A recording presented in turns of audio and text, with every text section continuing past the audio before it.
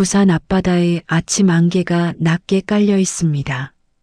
해운대 끝자락 오래된 골목 안쪽에 작은 꽃집이 하나 있습니다.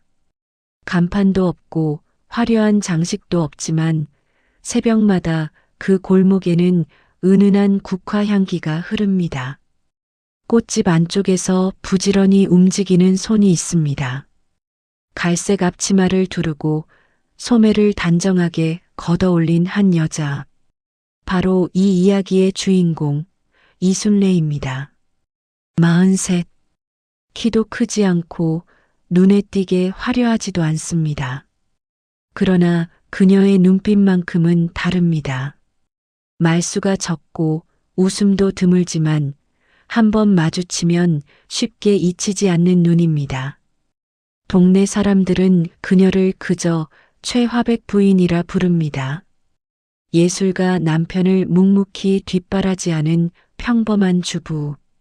그것이 이순례에 대해 이 동네가 아는 전부입니다. 하지만 세상은 보이는 것이 전부가 아니지요. 이순례가 태어난 집안은 흔히 말하는 재벌과는 거리가 멀었습니다. 경남 진주의 작은 직물 공장. 아버지는 새벽 4시면 일어나 기계를 돌리고 어머니는 장부를 정리하며 살았습니다. 순례는 그 공장 한켠에서 숙제를 하고 밥을 먹고 자랐습니다. 어릴 때부터 남다른 구석이 있었습니다. 숫자를 두려워하지 않았고 사람을 읽는 눈이 빨랐습니다. 18배 아버지 공장 거래처 자리에 나가 처음으로 계약서를 검토했을 때 거래 상대방은 그녀의 나이를 믿지 않았다고 합니다. 아버지가 돌아가신 건 그녀가 25되던 해였습니다. 공장은 부채만 남겼습니다. 형제도 없었고 물려받은 재산도 없었습니다. 그러나 순례는 울음 대신 장부를 펼쳤습니다. 밤을 새워 숫자를 들여다보고 낮에는 납품처를 직접 찾아다녔습니다. 3년 만에 빚을 정리했고 5년 만에 거래처를 2배로 늘렸습니다. 그렇게 세운 회사가 지금의 태산그룹의 전신입니다. 물론 이 사실을 아는 사람은 거의 없습니다. 순례가 원하는 바였으니까요. 최영감을 처음 만난 건 그녀가 31살 되던 봄이었습니다. 부산 남구의 한 작은 갤러리. 지인의 권유로 들른 전시회에서 캔버스 앞에 홀로 서 있는 남자가 있었습니다. 최영감, 본명 최강일. 그림 하나는 진짜였습니다. 물감이 번진 손등, 형광등빛 아래서도 빛나는 눈. 그는 순례가 처음으로 아름답다고 생각한 사람이었습니다. 결혼은 이듬해 가을에 했습니다. 순례는 결혼과 함께 회사 실권을 철저히 감춰두었습니다. 이름은 서류 어디에도 남기지 않았습니다. 남편의 자존심을 알았고 사랑이란 때로 침묵이라는 것도 알았습니다. 태산그룹의 후원금이 최강일의 화실로 흘러들어갈 때마다 순례는 그것이 익명의 독지가 덕분이라 믿게끔 단단히 선을 그어두었습니다. 당신 그림이 세상에 나가야 해요.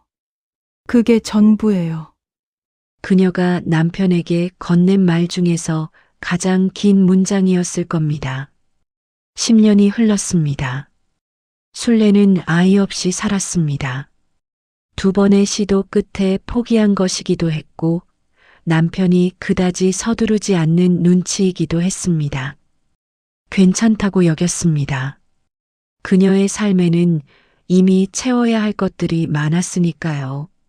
그런데 올해 봄 뜻밖의 일이 생겼습니다. 병원 진료실 의자에 앉아 의사의 말을 듣던 순례의 2 손이 조용히 맞잡혔습니다. 축하드려요. 임신이세요. 43. 기적이라는 말이 있다면 이런 순간을 위한 것이겠지요. 그날 순례는 처음으로 꽃을 샀습니다. 자신을 위해 조그만 흰 국화 한 다발. 화실은 남구 문현동 오래된 건물 3층에 있었습니다. 엘리베이터가 없어서 나무 계단을 밟아 올라가야 했는데 그날따라 계단 냄새가 유독 퀴퀴하게 느껴졌습니다. 문 앞에 섰을 때 안에서 낮은 웃음소리가 새어나왔습니다. 남자의 목소리, 그리고 여자의 목소리. 순례는 멈췄습니다.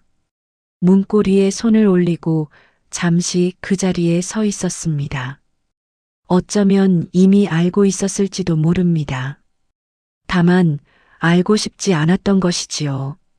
문이 열렸습니다. 캔버스 앞 그의 팔 안에 낯선 여자가 있었습니다. 화실 실장 팽정숙. 순례도 얼굴을 아는 사람이었습니다. 세 사람이 순간 굳어버렸습니다. 순례는 아무 말도 하지 않았습니다. 손에 든 흰 국화 다발이 천천히 내려갔습니다. 그녀의 얼굴에서 표정이 사라졌습니다. 정확히는 감추어졌습니다. 뒤돌아 계단을 내려가는 그녀의 발소리는 조용했습니다. 흔들림도 없었습니다. 하지만 가슴속 어딘가에서 10년이라는 시간이 천천히 무너지는 소리가 났습니다. 이 여자, 이순례의 이야기는 여기서 끝나지 않습니다. 오히려 여기서 시작입니다. 봄 햇살 아래 떨어진 흰 국화 한 다발, 계단 아래 아무렇게나 흩어진 꽃잎들, 그것이 이 이야기의 첫 페이지입니다. 그리고 마지막 페이지는 아직 쓰이지 않았습니다. 그날 밤 순례는 잠을 자지 않았습니다. 불도 켜지 않은 거실 소파에 앉아 창밖을 바라보았습니다. 해운대 앞바다에는 늦은 어선 불빛 몇 개가 흔들리고 있었습니다. 멀리 있는 것들은 늘 저렇게 고요해 보이지요. 손은 무릎 위에 가지런히 올려두었습니다. 울지 않았습니다. 순례는 원래 울음이 많은 사람이 아니었습니다. 그 대신 생각을 합니다. 천천히 끝까지. 오늘 본 것을 다시 되짚었습니다. 팽정숙의 표정, 남편의 눈빛, 흩어진 꽃잎들. 그러고는 아랫배에 손을 얹었습니다. 아직 아무것도 보이지 않는 자리. 그러나 분명히 있는 것. 10년 만에 찾아온 것. 지금은 흔들리면 안 돼. 소리 없이 마음을 다잡는 순례의 얼굴 위로 새벽빛이 조금씩 번졌습니다. 며칠이 지났습니다. 최강일은 집에 들어오는 시간이 더 늦어졌습니다. 화실 작업이 바빠서라고 했습니다. 순례는 묻지 않았습니다. 밥상을 차리고 설거지를 하고 장부를 들여다보는 일상이 반복되었습니다. 다만 그녀의 눈은 예전과 달랐습니다. 남편의 외투 주머니, 휴대폰을 내려놓는 각도, 샤워 후 욕실에 남는 향기. 하나하나가 눈에 들어왔습니다. 여자의 감은 무섭습니다. 특히 10년을 함께 산 여자의 감은 확신이 굳어지는 데는 2주가 채 걸리지 않았습니다. 순례는 결심했습니다. 직접 이야기하기로. 저녁 늦게 귀가한 최강일이 거실 불을 켰을 때 순례가 식탁 앞에 앉아 있었습니다. 차도 없고 과일도 없었습니다. 그냥 앉아 있었습니다. 최강일이 넥타이를 고쳐 매며 말했습니다. 밥은? 앉아요. 목소리가 낮았습니다. 최강일이 천천히 의자를 빼고 앉았습니다. 잠시 침묵이 흘렀습니다. 순례가 먼저 입을 열었습니다. 팽 실장이랑 얼마나 됐어요? 최강일의 손이 멈췄습니다. 그러나 시선은 피하지 않았습니다. 오히려 턱을 약간 들었습니다. 무슨 소리야? 화실에서 봤어요. 잠깐의 침묵. 그리고 최강일이 천천히 눈을 내리깔았습니다. 부정하지 않았습니다. 그게 오히려 더 많은 말을 했습니다. 오래됐어. 술래는 대답하지 않았습니다. 숨을 고르고 다시 말했습니다. 나 임신했어요. 이번에는 최강일이 굳었습니다. 술래는 그 얼굴을 똑바로 바라보았습니다. 기쁨을 기대하지 않았습니다. 다만 최소한의 무게감은 있을 줄 알았습니다. 10년, 2번의 실패, 그리고 찾아온 기적. 그러나 남편의 얼굴에 스친 것은 당황함이었습니다. 그리고 이내 불편함. 지금 그게 중요한 게 아니잖아. 술래의 눈이 가늘어졌습니다. 지금 그게 중요한 게 아니라고요. 나도 할 말이 있어, 술래야. 솔직히 말하면 나 정숙이랑 진지하게 생각하고 있어. 이혼 얘기 우리 해야 할 것 같아. 식탁 위로 정적이 내려앉았습니다. 창밖에서 바람 소리가 났습니다. 술래는 그 소리를 들었습니다. 아주 또렷하게. 그리고 아무 말도 하지 않았습니다. 일어나서 안방으로 들어가 문을 닫았습니다. 다음 날 팽정숙이 화실로 술래를 불렀습니다. 술래가 직접 찾아간 것은 아니었습니다. 팽정숙이 먼저 연락을 해왔습니다. 목소리는 부드러웠지만 말투 안에 가시가 있었습니다. 화실 응접 소파에 마주 앉은 두 사람. 팽정숙은 머리를 새로 했고 립스틱 색이 선명했습니다. 술래는 어제와 같은 갈색 카디건 차림이었습니다. 사모님도 이미 아시잖아요. 저도 광일 씨도 이 상황이 서로 불편한 거 알고요. 팽정숙이 먼저 말을 꺼냈습니다. 그래서요? 좋게 정리하는 게 모두한테 낫지 않겠어요? 아이 얘기는 솔직히 지금 상황에서는 그녀가 말끝을 흐렸습니다. 술래는 기다렸습니다. 지우시는 게 맞지 않을까요? 술래의 눈빛이 달라졌습니다. 분노가 아니었습니다. 그보다 더 차가운 것이었습니다. 오랫동안 경영을 해온 사람만이 갖는 상대를 정확히 파악했을 때 나오는 눈빛. 나가요. 딱 두 글자였습니다. 팽정숙이 자리에서 일어나며 낮게 웃었습니다. 사모님이 버티셔도 결과는 같아요. 미리 말씀드리는 거니까 생각해 보세요. 술래는 대답하지 않았습니다. 시선도 주지 않았습니다. 팽정숙이 나간 후 술래는 잠시 그 자리에 앉아 있었습니다. 창으로 들어오는 빛이 먼지 속에 부유하고 있었습니다.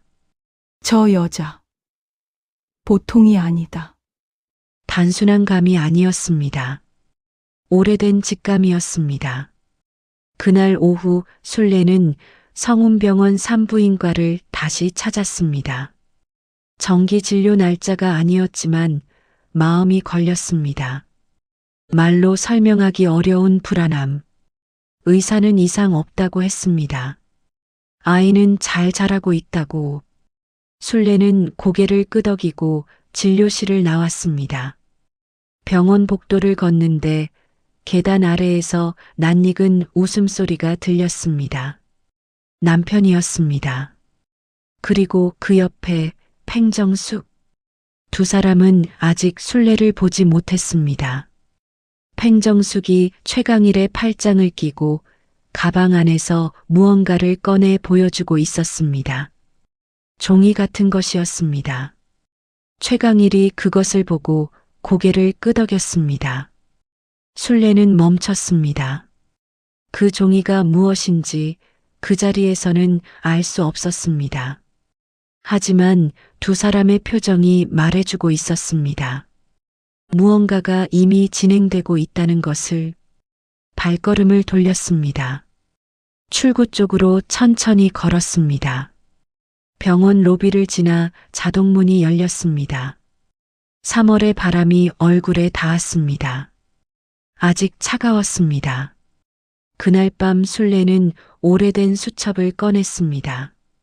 태산그룹 관련 서류 어디에도 이름을 올리지 않은 채 그 이름만 알고 있는 몇 사람의 연락처가 적힌 수첩. 그중 한 이름 위에 손가락이 멈췄습니다. 점례. 고등학교 때부터 알고 지낸 단 한 명의 친구. 지금은 부산 어딘가에서 조용히 살고 있는 사람. 그러나 필요할 때 술래가 가장 믿는 사람. 수첩을 덮었습니다. 아직은 아니었습니다. 술래는 스스로에게 시간을 주기로 했습니다. 감정이 아닌 판단으로 움직일 수 있을 때까지. 그러나 시간은 술래의 편이 아니었습니다. 사흘 뒤 저녁, 문현동 화실 근처 골목을 지나던 술래가 잠시 걸음을 멈췄습니다. 계단 위 화실 불빛이 켜져 있었습니다. 그리고 열린 창문 사이로 남자 목소리가 흘러내려왔습니다. 알아들을 수 없는 말이었습니다. 그러나 웃음이 섞여 있었습니다. 술래는 위를 올려다보지 않았습니다. 그 대신 아랫배에 손을 얹었습니다. 조용히 습관처럼. 그리고 걸었습니다. 집을 향해서가 아니라 항구 쪽으로. 바다를 보고 싶었습니다. 멀리까지 볼 수 있는 곳에 서고 싶었습니다. 파도 소리가 들려왔습니다. 어둠 속에서도 바다는 움직이고 있었습니다. 술래는 난간에 두 손을 올리고 오랫동안 서 있었습니다. 조금만 더 기다리자. 딱 한 번만 더. 그것이 술래의 마지막 온기였는지도 모릅니다. 왜냐하면 다음 날이 찾아왔으니까요. 그리고 그 다음 날은 다시는 되돌릴 수 없는 하루가 되었습니다. 그날 아침은 유난히 맑았습니다. 3월 중순의 하늘이 높고 투명했습니다. 술래는 일찍 일어나 미역국을 끓였습니다. 특별한 이유는 없었습니다. 그냥 몸이 그것을 원했습니다. 뜨겁고 짭조름한 것이 먹고 싶었습니다. 국그릇을 앞에 놓고 혼자 앉아 숟가락을 들었습니다. 고요한 아침이었습니다. 그러나 사람의 마음이란 묘한 것이어서 너무 고요할 때 오히려 불안해지기도 합니다. 술래는 국을 반쯤 먹다 숟가락을 내려놓았습니다. 창밖을 보았습니다. 맑은 하늘이 오히려 낯설게 느껴졌습니다. 전화기를 들었다가 다시 놓았습니다. 화실에 가야겠다는 생각이 들었습니다. 명확한 이유는 없었습니다. 그냥 가야 할 것 같았습니다. 이미 알고 있는 것을 눈으로 다시 확인하고 싶은 건지 아니면 마지막으로 한 번 더 남편의 얼굴을 보고 싶은 건지 본인도 알 수 없었습니다. 카디건을 걸치고 집을 나섰습니다. 문현동 골목은 평일 오전이라 조용했습니다. 화실 건물 앞에 섰을 때 입구 유리문 너머로 불빛이 보였습니다. 누군가 있다는 뜻이었습니다. 계단을 오르기 시작했습니다. 낡은 나무 계단이 삐걱거렸습니다. 올라갈 때마다 나는 소리를 술래는 10년 넘게 들어왔습니다. 3층 문 앞에 섰습니다. 안에서 말소리가 들렸습니다. 여자 목소리였습니다. 팽정숙이었습니다. 초음파 사진 나왔어요. 이걸로 충분할 거야. 그리고 최강일의 목소리. 확실한 거지? 걱정 마요, 병원 쪽은. 내가 알아서 했으니까. 술래는 문손잡이에 손을 올렸습니다. 심장이 빠르게 뛰었습니다. 하지만 손은 떨리지 않았습니다. 밀었습니다. 두 사람이 돌아보았습니다. 팽정숙의 손에 서류 봉투가 들려 있었습니다. 최강일의 표정이 굳었습니다. 당황한 기색이 역력했지만 금세 눈빛이 달라졌습니다. 부드럽지 않은 눈이었습니다. 왜 왔어? 물음이 아니었습니다. 경고에 가까운 말이었습니다. 그 봉투가 뭐예요? 팽정숙이 먼저 입을 열었습니다. 사모님이 신경 쓰실 건 아니에요. 내가 묻는 건 당신한테가 아니에요. 순례의 시선은 남편에게 고정되어 있었습니다. 최강일이 잠시 눈을 피했다가 다시 돌아보았습니다. 이혼 서류야 어차피 해야 할 일이잖아. 공기가 무거워졌습니다. 순례는 천천히 팽정숙을 바라보았습니다. 서류 봉투, 초음파 사진, 병원 쪽은 알아서 했다는 말. 이 여자가 꾸미고 있는 것이 무엇인지 선명하게 그려졌습니다. 팽 실장, 목소리가 낮았습니다. 당신. 지금 내 아이를 지우라는 것 말고 또 다른 일도 꾸미고 있죠. 팽정숙의 눈이 가늘어졌습니다. 그리고 입꼬리가 올라갔습니다. 사모님은 너무 많이 아세요. 그 뒤에 일어난 일은 순례 자신도 정확히 기억하지 못합니다. 돌아서서 계단으로 향하는 순간이었습니다. 등 뒤에서 무언가가 왔습니다. 밀침이었는지 발에 걸린 것인지 순간 발이 허공을 밟았습니다. 나무 계단의 끝이 눈앞에서 비틀렸습니다. 그리고 추락이었습니다. 계단을 굴러 내려가는 동안 순례가 한 생각은 하나였습니다. 아랫배였습니다. 성운병원 응급실은 낮에도 분주했습니다. 순례가 실려온 건 낮 12시가 조금 넘은 시간이었습니다. 이마에서 피가 흘렀고 왼쪽 팔목이 꺾여 있었습니다. 의식은 있었습니다. 그러나 눈빛이 한 곳에 멈춰 있었습니다. 응급 처치가 끝나고 검사가 이어졌습니다. 결과는 저녁에 나왔습니다.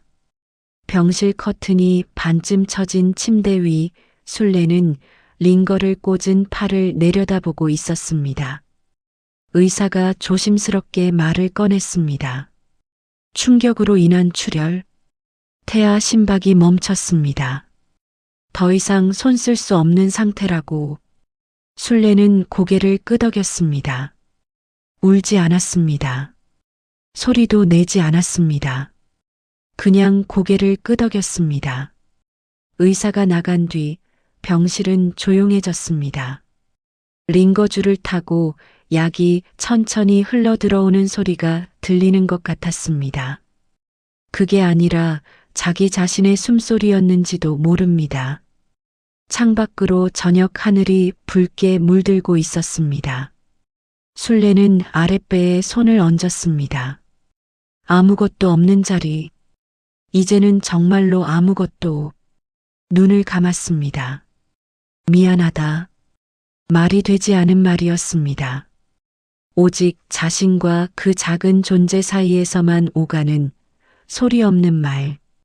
이튿날 오전 최강일이 병실을 찾아왔습니다. 깔끔하게 차려입은 모습이었습니다. 넥타이까지 맸습니다. 병문안이라기보다는 볼일을 보러 온 사람의 차림새였습니다. 의자를 끌어당겨 앉더니 봉투 하나를 꺼내 침대 위에 올려놓았습니다. 이혼 서류였습니다. 빨리 정리하는 게 서로 편해. 재산 분할은 변호사 통해서 해. 순례는 봉투를 바라보았습니다. 남편의 얼굴을 보았습니다. 눈이 마주쳤습니다. 최강일이 먼저 시선을 피했습니다. 어제 일은 정수기가 그러려던 건 아니었어. 순례야. 이름을 부르는 목소리는 예전과 같았습니다. 그 목소리가 오히려 더 아프게 들렸습니다. 남구 갤러리에서 처음 만났던 그날 밤 형광등빛 아래서 빛나던 눈을 가진 남자. 그가 지금 이 자리에 이렇게 앉아 있습니다. 순례는 서류를 집었습니다. 페이지를 넘겼습니다. 도장을 찍는 자리가 있었습니다. 최강일이 말을 이었습니다. 아이 일은 나도 안 됐다고 생각해. 근데 지금 상황에서는 됐어요. 순례가 말을 끊었습니다. 조용했지만 단호했습니다. 더 말하지 말아요. 서랍에서 도장을 꺼냈습니다. 이번 수속 때 챙겨온 것이었습니다. 서류를 펼쳤습니다. 손이 멈추지 않았습니다. 찍었습니다.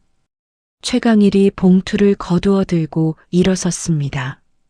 뭔가 말을 하려다 하지 않았습니다. 발소리가 멀어졌습니다. 병실 문이 닫혔습니다. 순례는 링거줄을 바라보았습니다. 약이 한 방울씩 떨어지고 있었습니다. 10년이었습니다. 그 10년이 지금 이 병실 침대 위에서 끝났습니다. 사흘 뒤 퇴원하는 날이었습니다. 성운병원 로비를 나서는 순례의 손에는 서류 봉투 하나가 들려 있었습니다. 퇴원 서류였습니다. 다른 손에는 아무것도 없었습니다. 자동문이 열렸습니다. 3월의 공기가 얼굴에 닿았습니다. 며칠 사이 날씨가 달라져 있었습니다. 그래도 아직 차가웠습니다. 순례는 잠시 그 자리에 서 있었습니다. 보도블록 위에 누군가 버리고 간 영수증 쪽지 하나가 바람에 굴러다니고 있었습니다. 아무 의미 없는 것. 그러나 눈에 들어왔습니다. 주머니 안에서 전화기가 진동했습니다. 꺼내 보았습니다. 저장되지 않은 번호였습니다. 받지 않으려다 받았습니다. 모르는 번호가 울릴 때를 순례는 무시하지 않는 편이었습니다. 언니, 점례의 목소리였습니다. 오래된 목소리였습니다. 수첩 속에만 있던 그 이름이 소리가 되어 귀에 들어왔습니다.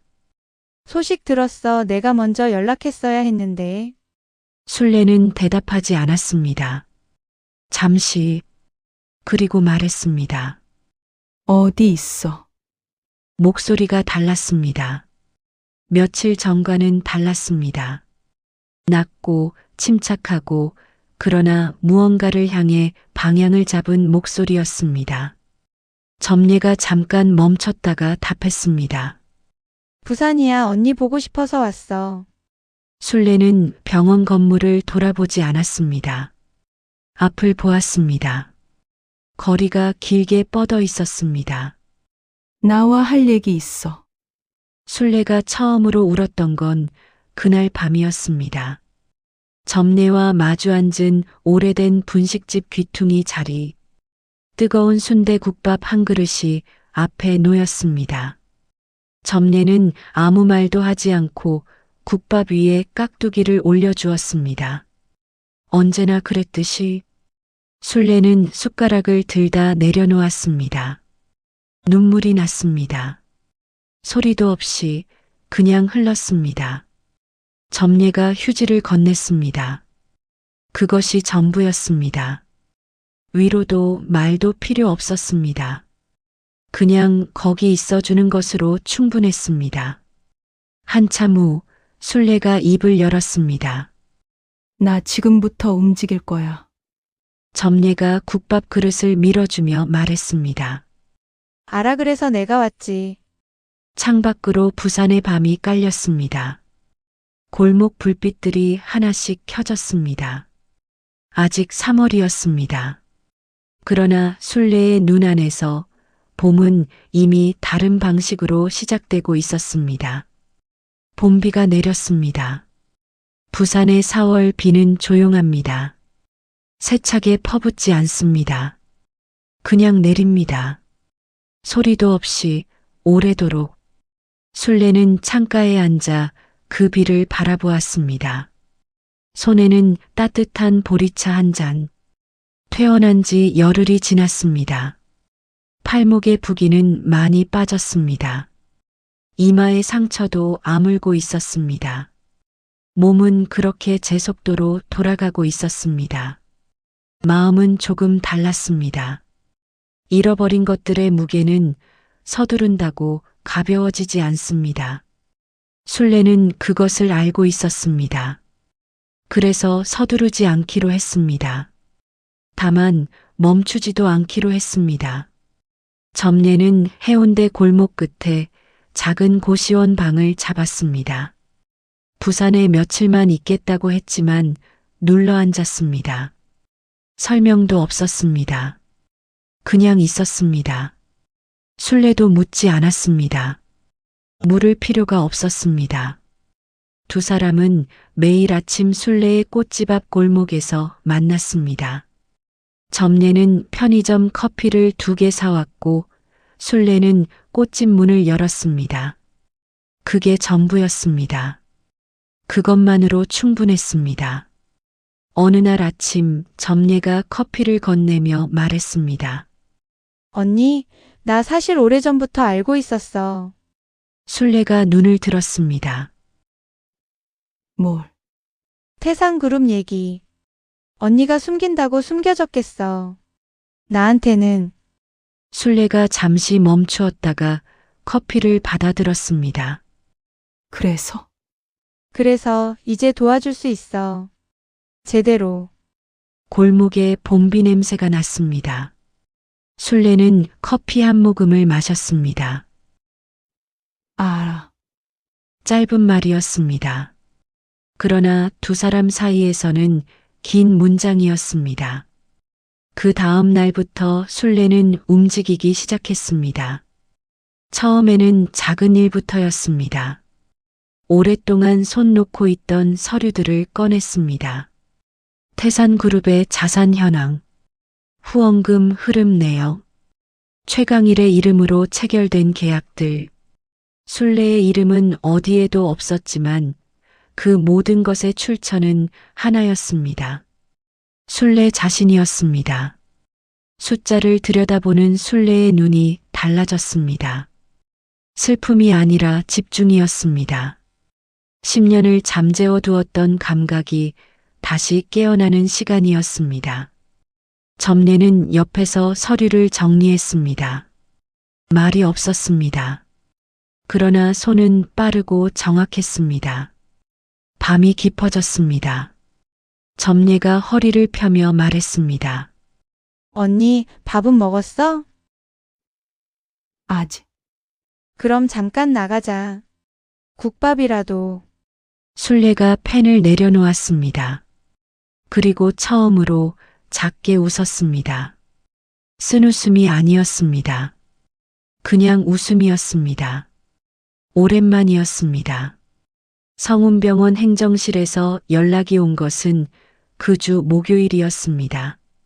입원 당시 서류 처리 과정에서 착오가 있었다며 담당 직원이 직접 사과 전화를 해왔습니다. 형식적인 사과였습니다. 그러나 술래는 짧게 고맙다고 답했습니다. 전화를 끊고 잠시 생각했습니다. 팽정숙이 병원 쪽은 알아서 했다고 했던 말이 떠올랐습니다. 화실에서 들었던 목소리, 초음파 사진, 서류 봉투, 그 여자가 단지 계단에서 밀친 것만이 아니라는 것을 술래는 이미 알고 있었습니다.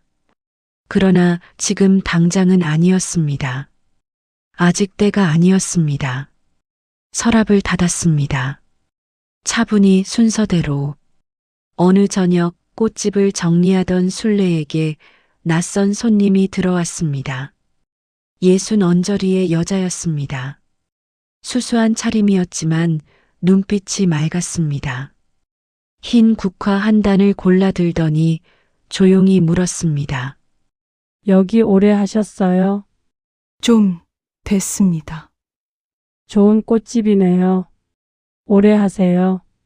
그게 전부였습니다. 돈을 내고 나갔습니다. 술래는 그 뒷모습을 바라보았습니다. 별것 아닌 말이었습니다. 그러나 그날따라 유난히 마음에 걸렸습니다. 오래 하세요. 그 한마디가 저녁 내내 귓가에 남았습니다. 5월이 되었습니다. 술래는 꽃집 뒤 창고를 정리했습니다. 오랫동안 쌓아두었던 상자들을 꺼냈습니다. 그 안에 낡은 서류 파일 하나가 있었습니다. 태산그룹 초창기 사업 계획서였습니다. 아버지의 공장이 문을 닫은 이듬해 26의 술래가 직접 손으로 쓴 것이었습니다. 글씨가 서툴렀습니다. 지운 자국도 많았습니다. 그러나 줄마다 빼곡했습니다. 천천히 넘겼습니다.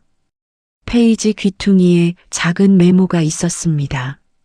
아버지의 필체였습니다.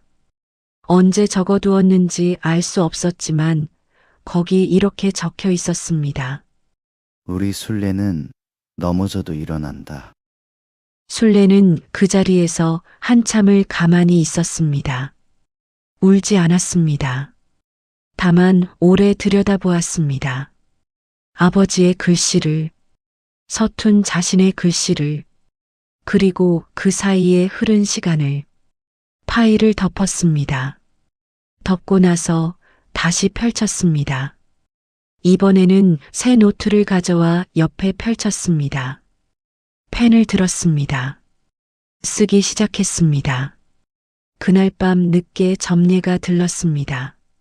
창고 불이 켜져 있는 걸 보고 들어왔더니 술래가 노트 앞에 앉아 있었습니다. 주변에 서류들이 가지런히 정리되어 있었습니다. 점례가 옆에 앉아 노트를 들여다보았습니다. 빼곡한 숫자들, 그리고 이름들, 그리고 날짜들. 이거 다 언제 짠 거야? 오늘. 점례가 잠시 침묵했습니다. 그리고 말했습니다. 언니, 이거 되겠다. 술래가 펜을 내려놓았습니다. 돼야지. 담담한 말이었습니다. 그러나 그 안에 오래된 뿌리 같은 것이 있었습니다. 쉽게 흔들리지 않는 깊이 내려간 것.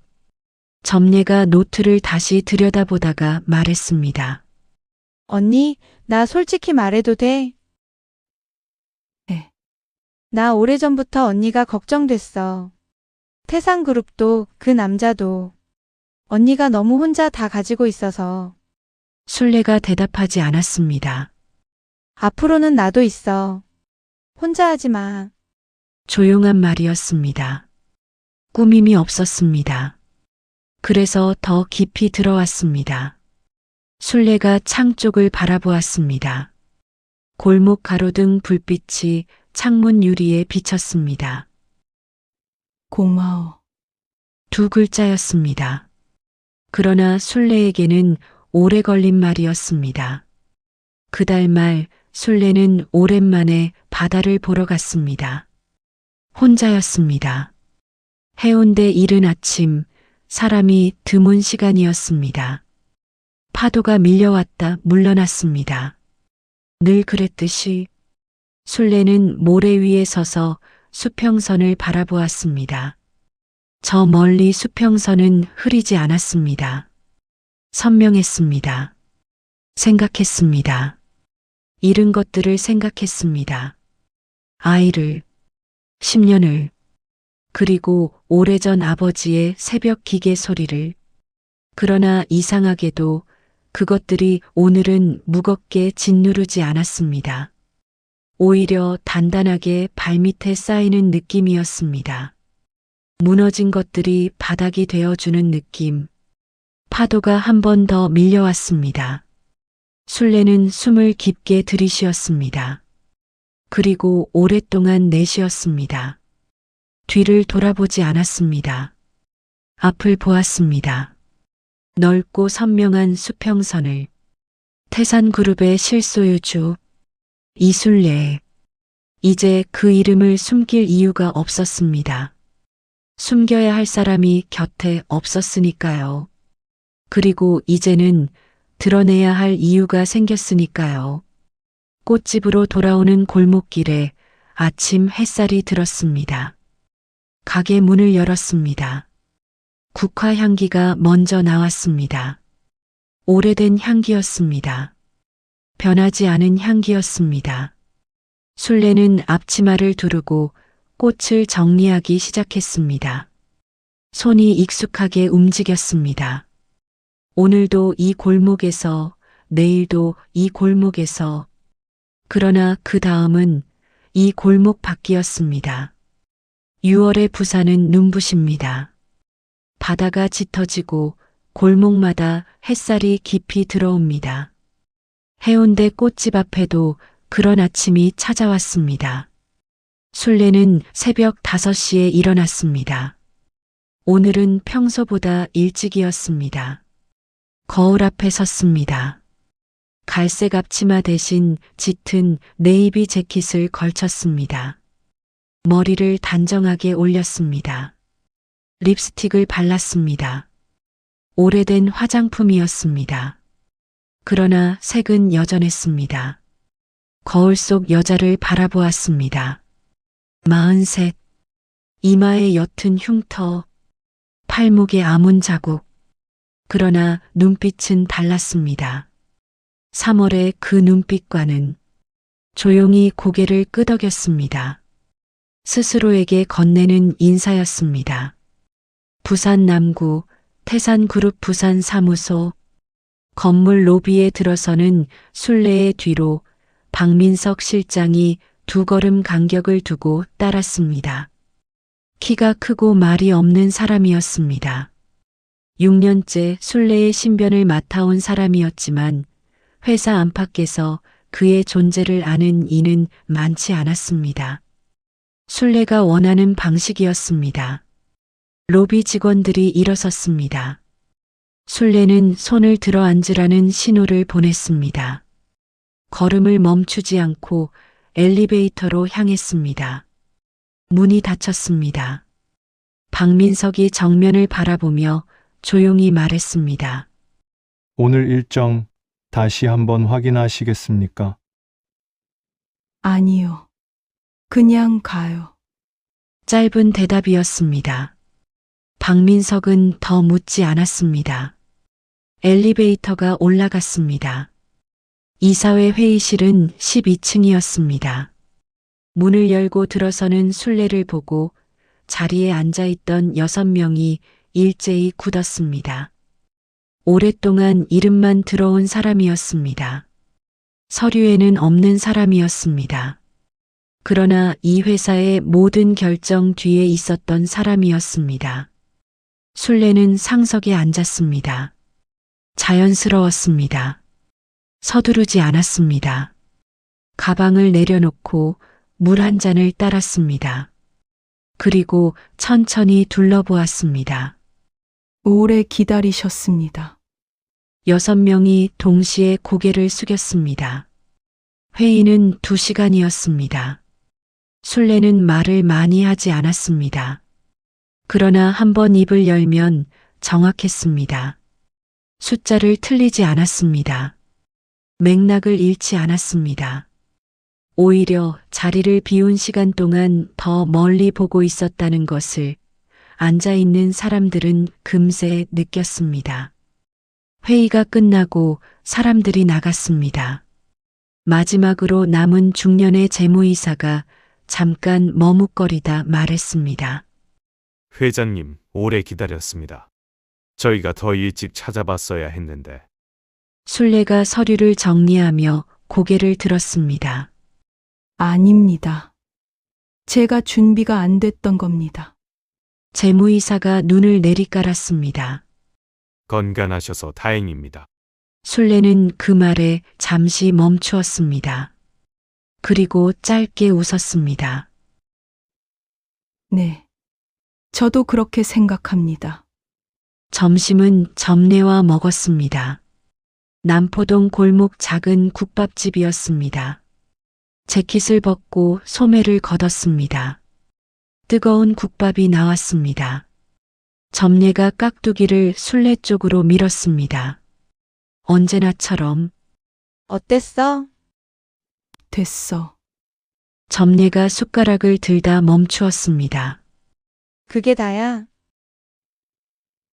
응. 점례가 피식 웃었습니다. 역시 언니. 두 사람은 말없이 국밥을 먹었습니다. 골목 밖으로 오후 햇살이 길게 들어왔습니다. 그릇 부딪히는 소리, 주인 아주머니의 TV 소리, 작고 평범한 소음들이 공기 속에 섞였습니다. 술래는 그 소음들을 들었습니다. 오랜만에 아무것도 긴장하지 않고 그냥 들었습니다. 그날 오후 술래는 혼자 한 곳을 찾아갔습니다. 문현동이었습니다. 화실 건물 앞 골목에 섰습니다. 건물은 여전했습니다. 낡은 간판, 좁은 입구, 3층 창문. 그러나 불은 꺼져 있었습니다. 이미 비어 있다는 것을 알고 있었습니다. 계단을 오르지 않았습니다. 골목 입구에서 건물을 바라보았습니다. 한참을 그렇게 서 있었습니다. 10년의 시간이 저 안에 있었습니다. 미역국 냄새, 새벽 장부, 익명의 후원금, 그리고 봄날 화실로 향하던 발걸음, 흰 국화 한 다발, 그 모든 것이 저 건물 안에 있었습니다. 술래는 천천히 고개를 숙였습니다. 누구를 향한 인사인지 알 수 없었습니다. 지나간 시간을 향한 것인지 아니면 그 시간 속에서 잃어버린 작은 존재를 향한 것인지 다만 고개를 숙이고 오래 그 자세를 유지했습니다. 그리고 돌아섰습니다. 뒤를 보지 않았습니다. 저녁 해운대 바닷가. 술래는 모래사장 끝 난간에 기댔습니다. 박민석 실장이 뒤쪽 적당한 거리에 서 있었습니다. 언제나 그 자리를 지키는 사람이었습니다. 파도가 들어왔다 나갔습니다. 수평선은 붉었습니다. 6월의 노을은 길었습니다. 오래 타다 꺼지는 불처럼 하늘이 천천히 식어갔습니다. 술래는 아버지를 떠올렸습니다. 진주의 새벽 기계 소리, 장부를 검토하는 딸을 바라보던 눈빛, 그리고 서류 귀퉁이에 남겨둔 작은 글씨. 우리 술래는 넘어져도 일어난다. 눈물이 나올 것 같았습니다. 그러나 나오지 않았습니다. 대신 가슴 안쪽이 따뜻해졌습니다. 뜨겁지 않고 조용하고 오래가는 온기였습니다. 아버지, 일어났어요. 소리 없는 말이었습니다.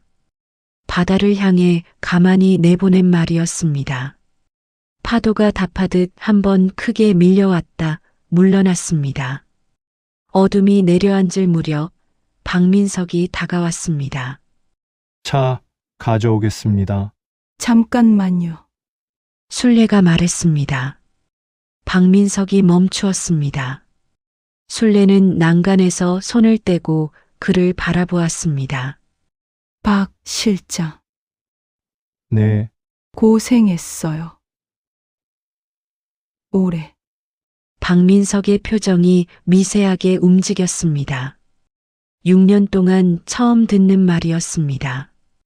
당연한 일을 했을 뿐입니다. 당연한 일을 오래 한 사람한테는 고맙다고 해야 해요. 박민석이 잠시 침묵했습니다. 감사합니다, 회장님. 낮은 목소리였습니다. 그러나 흔들림이 있었습니다. 아주 조금. 술래는 다시 바다를 보았습니다. 노을이 거의 꺼졌습니다. 수평선 위로 첫 번째 별이 떴습니다. 꽃집으로 돌아온 건 밤 8시였습니다. 불을 켰습니다. 국화 향기가 났습니다. 변하지 않는 향기. 앞치마를 두르고 내일 들어올 꽃 목록을 확인했습니다. 손이 익숙하게 움직였습니다. 재킷을 입고 이사회를 주재하던 손과 같은 손이었습니다. 전화기에 점례의 문자가 와 있었습니다. 오늘 수고했어. 내일 아침 커피는 내가 살게. 술래가 짧게 답했습니다. 응. 창문을 열었습니다. 6월 밤바람이 들어왔습니다. 시원하고 부드러웠습니다. 골목 가로등 불빛이 꽃집 안으로 길게 들어왔습니다. 흰 국화들이 그 빛 안에서 조용히 있었습니다. 술래는 의자를 꺼내 창가에 앉았습니다. 아무것도 하지 않았습니다. 그냥 앉아 있었습니다. 밤이 조용했습니다. 골목도 조용했습니다. 바다도 오늘은 조용했습니다. 그 고요함이 이번에는 불안하지 않았습니다. 외롭지도 않았습니다. 그냥 고요했습니다. 그것만으로 충분했습니다. 이술래의 이야기는 이렇게 여기서 끝납니다. 극적이지 않습니다. 화려하지 않습니다. 누군가를 무너뜨린 것도 크게 웃어버린 것도 아닙니다. 다만 한 여자가 넘어졌다가 일어섰습니다. 잃은 것들을 품에 안은 채로 걸었습니다. 혼자였다가 곁에 사람이 생겼습니다. 숨겼던 이름을 다시 꺼냈습니다. 그리고 오늘 저 골목 꽃집에서 내일을 준비하고 있습니다. 사람의 일이란 그런 것인지도 모릅니다. 무너질 때는 소리 없이 무너지고 일어설 때도 소리 없이 일어서는 것. 바람이 부는 방향이 바뀌듯 그렇게 조용히 골목 가로등이 켜져 있었습니다. 꽃집 창문에 불빛이 새어나왔습니다. 그 안에서 이술래는 오늘 밤도 내일을 생각하고 있었습니다. 그것으로 충분했습니다. 그것이 전부였습니다. 그리고 그것이 가장 단단한 시작이었습니다.